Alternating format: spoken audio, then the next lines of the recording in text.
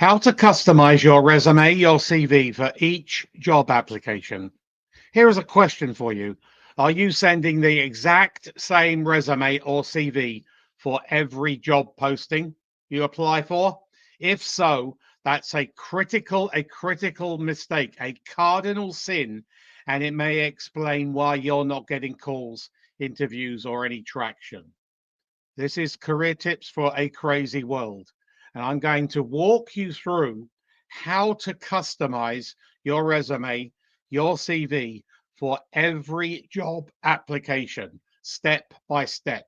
It takes 15 to 20 minutes per application, but it's time well spent because generic resumes, CVs, get you nowhere. I'm Martin Buckland, a global executive resume and CV writer and a global executive career management practitioner. I teach my clients how to customize their resume, their CV to specific jobs which they are applying. Let's be open and honest. Recruiters and hiring managers can spot a generic resume in seconds. Worse still, so can the ATS, the applicant tracking system. Every role has specific language, must have skills, and non-negotiables. If your resume, your CV doesn't reflect that, it'll be filtered out or tossed aside. You need to show you've got a tailored fit, not just good enough resume, CV. A generic resume screams, I didn't read the job ad. I'm not detail oriented. I'm kind of slap happy and careless. I expect you to figure out how I fit. Wrong message you want to relay and a waste of your time. Customizing shows professionalism. It shows respect. It shows you're invested in that role, not just any role. Here's how to properly tailor or customize your resume, your CV for each application. Number one, start with the job title, word for word, directly under your contact details at the top of page one. Copy and paste the exact job title listed in the job posting. If the posting says Vice President Supply Chain, you write that. If it states Vice President Financial Planning and Analysis, you write this exactly. Don't write Vice President FP&A. Never abbreviate it. Don't reword it. Match it exactly 100%. Why? Is because the ATS is looking for that title and the recruiter is too. It anchors your application to that specific role you are applying for. Number two, pick the top 4 or top 5 hard skills from the job description. You need to scrutinize that job notice. Read that job notice from top to bottom carefully. Pull out the top 4 or 5 hard skills that are mentioned that you think are the most important, are mentioned repeatedly or appear early. You're looking for specific technical or functional expertise. Think something like strategic sourcing, risk management, mergers and acquisitions, data analysis, Basel 1, 2, and 3, or pension and benefits, internal controls, continuous improvement. Those need to be the buzzwords if they are in that job notice you put at the top, if they're very high in that job notice. Place these top 4 or top 5 hard skills directly underneath the job title, but keep it to one line only to avoid throwing off that ATS. Use a clean layout. Don't format it as a paragraph or stack them vertically. One line separated by vertical bars, the pipe, the downward line, or a bullet. Number 3, rework your soft skill summary. Now go to the margin to margin summary. usually a 4 to 6 line paragraph at the top.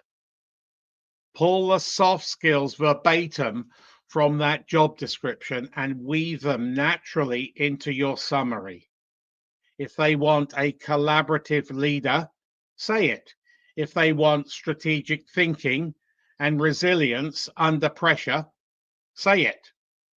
This isn't about keyword stuffing, it's about alignment and mirroring the language your target employer is using. That builds instant trust and gets you extra points with that very, very specific ATS, applicant tracking system. Number 4, update your core competency section. Now scroll to your core competency competency section or skills matrix. This section should include up to 28 hard skills, not soft skills. Take those top 4 or 5 you've already selected at the top and prioritize them at the start of that list. Then comb through the rest of that job posting and replicate the other relevant skills word for word. For example, if the job says SAP S/4 HANA, don't just write ERP systems. Write SAP S/4 HANA. Be precise. The ATS is literal. It won't connect the dots. You have to do that. This section is where you win or lose with the ATS. Use bullet points, columns, or a grid, but keep it clean. Don't use graphics, 0 icons. The ATS cannot read them. Number 5, tailor your achievements. If you want to go the extra mile, I would recommend you tweak your top 1 to 5 achievements under each role to better reflect the priorities of this job posting. Use their terminology and echo their values.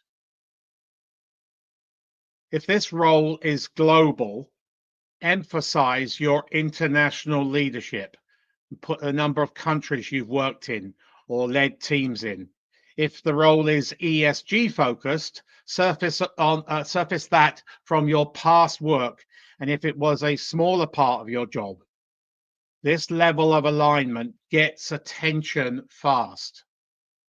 Here's the bottom line. Without doubt, customize is not optional. It's your responsibility to facilitate a transition through the ATS and then make the hiring manager or the recruiter's job easy, and to prove that you're not just a good candidate, but you're the right candidate, the number 1 candidate. Each application, again, deserves 15 to 20 minutes of customization. That's how you're going to turn a job ad into a conversation. Start sending the same resume to every employer. Stop sending this resume to every employer. Start tailoring, start targeting, because in today's market, generic resumes get deleted out of the ATS. I'm Martin Buckland. Your career is your business. Manage it like a business.